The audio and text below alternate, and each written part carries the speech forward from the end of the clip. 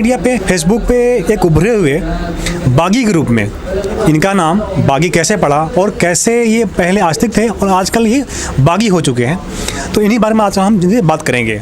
मैं पहले आज से करीब 12 साल पहले कट्टर हिंदू था। जी जी जी। मैं तमाम तीर्थ यात्राएं भी करी है, संघ भी ज्वाइन किया था मैंने जी। और बीजेपी में भी रहा हूँ जी। लेकिन 12 साल पहले एक मेरे साथ ट्रेजेडी हो गई थी। जी जी। क्योंकि मेरा परिवार, मेरे मिलने जुलने वाले सब जो हैं वो एक कट्टर हिंदू हैं। जी जी। और एक तरह से हम ब्राह्मणों के जजमान भी हैं। जी जी। और मैं एक सवर्ण से आता हूँ। जी जी जी। लेकिन मैं ट्रेजेडी हुई तो मेरा जो लड़का था जी। वो हनुमान को बहुत मानता था। इसके लिए मैं आपको पीछे जाना पड़ेगा। जी जी जी। इसका जवाब आपको तभी पूरा मिल पाएगा। जी। तो मेरा लड़का 40 मंगलवार जाया करता था निगम बोध घाट पे, दिल्ली शहर का जाना माना वो मंदिर है। जी जी। बालाजी के नाम से जी। हनुमान जी का मंदिर है। तो उसकी वापसी में आते हुए एक्सीडेंट से मौत हो गई थी। तो वह उस मंदिर के बारे में ये कहा जाता है कि जो 40 बार इस मंगलवार हर मंगलवार आता है तो उसकी मनोकामना पूरी होगी, उसके सारे काम सफल होते हैं। जी जी। लेकिन जब मेरे साथ ये ट्रेजेडी हुई तो मैं सोचने पे मजबूर हो गया कि उसने तो सारे काम भगवानों के पूरे करे थे, ईश्वर की पूरी सेवा पुरुषी की थी, तो उसके साथ आखिर ऐसा हुआ क्यों? जी जी। इस बात ने, इस ट्रेजेडी ने मुझको सोचने पे मजबूर कर दिया। फिर मेरे को इसी में एक दोस्त की मेरे को मदद मिली। वो दलित परिवार से था। जी। उनके पास एक बुक थी, हिंदुइज्म धर्म या कलंक। अच्छा। तो उन्होंने कहा कि भाई गुप्ता जी मैं किताब दे रहा हूँ, आप इसको पढ़िए और आपको सही रास्ता मिलेगा। जी। उस बुक को पढ़ने के बाद मेरे मन में आया कि और क्यों ना अध्ययन किया जाए। जी जी।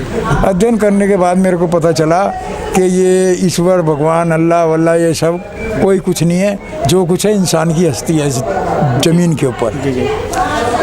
तो मैंने तो बस एक ही बात जानी है कि किसी को गीता में ज्ञान ना मिला, किसी को कुरान में ज्ञान ना मिला। जी जी। और उस इंसान को आसमान में क्या रब मिलेगा जिसे धरती पे ही इंसान ना मिला। जी जी।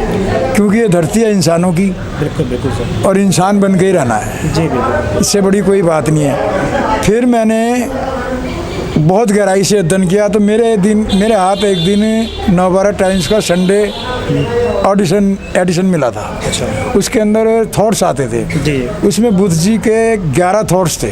जी जी। मैं उनसे इतना ज़्यादा प्रभावित हुआ था। उनके 11 थॉट जो मिले थे मेरे को पढ़ने के लिए, वो मैंने बाकायदा लेमिनेशन भी कराए थे, अपनी बाकायदा डायरी में भी नोट किए हुए आज की तारीख में। मतलब इतने ज़बरदस्त विचार थे। वहाँ से मेरी एकदम बुद्धि पलटी। मैंने एक चीज़ उनसे सीखी कि इनको मानो मत, इनको जानो। जी जी। अगर आपने इनको जान लिया, ईश्वर, अल्लाह, गॉड, अगर आपने इनको जान लिया तो फिर आपको इनको मानने की ज़रूरत नहीं पड़ेगी। जी जी। तो कुल मिलाकर ये है कि मैं एक सवर्ण होने के बावजूद एथिस्ट बना। तो आजकल का जो माहौल चल रहा है, आजकल का जो परिवेश है, समाज है, और दलितों के लिए तो मैं एक बात ज़रूर ये कहना चाहूँगा कि जब मेरे जैसा सवर्ण एक नास्तिक बन सकता है, विचारों को अपनाओ, अच्छे विचार हों किसी के भी तो उनको ज़रूर अपनाओ। जी जी।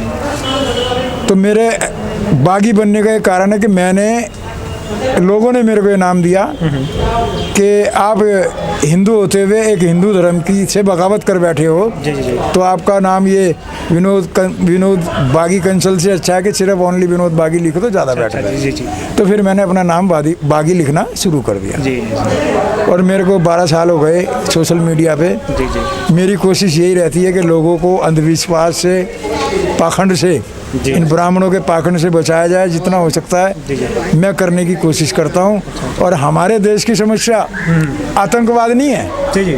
हमारे देश की सबसे बड़ी समस्या है ब्राह्मणों द्वारा रचे गए ये प्रपंच, ये पाखंड, जिसमें हमारे देश की पब्लिक अपने खून पसीने की गाड़ी कमाई को मंदिर की भेंट चढ़ा देती है, ब्राह्मणों के चरणों में रख देती है। अरे जब वो भगवान सबको देता है तो ब्राह्मणों को भी चाहिए कि वो भगवान से मांगे। बिल्कुल बिल्कुल। जी जी। तो मेरा कहना यही है कि इनको मानो मत, इनको जानो। और एक बार जब तुम इनको जान जाओगे तो आप खुद ब खुद पाखंड से बाहर आ जाएंगे, अंधविश्वास से बाहर आ जाएंगे। सवाल क्या है भाई?